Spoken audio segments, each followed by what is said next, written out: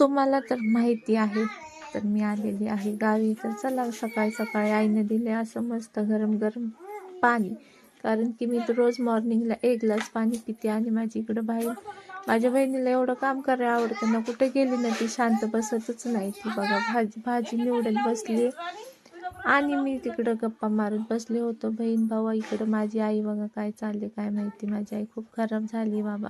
इकडं सकाळी सकाळी सडा वगैरे सारून झाले. इकडं चूल पेटली बघा पाण्याला. आणि आमच्या गावचा व्ह्यू दाखवते चला तुम्हाला. वाव, हे बघा घराच्या बाजूला माझ्या कसला भारी व्ह्यू आहे.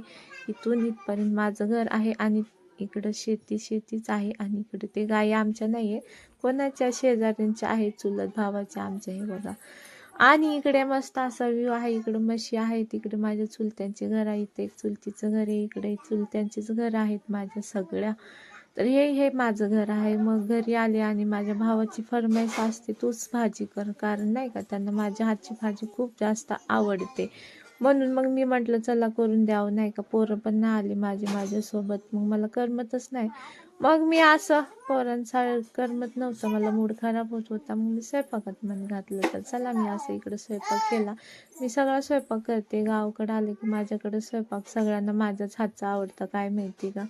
तर चला मग मी स्वयंपाक करून घेतला. बघा मी काय काय बनवलं होतं. शेपूची भाजी, राईस, वरण भात.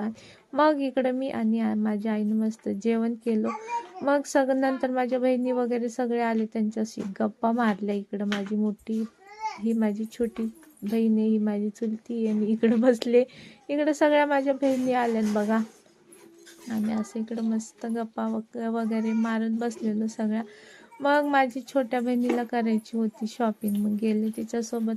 म्हटलं ना पोरं ना आली म्हणून मला असं बोर व्हायला लागलं, म्हणून गेले. हे इकडं बघा माझी बहीण.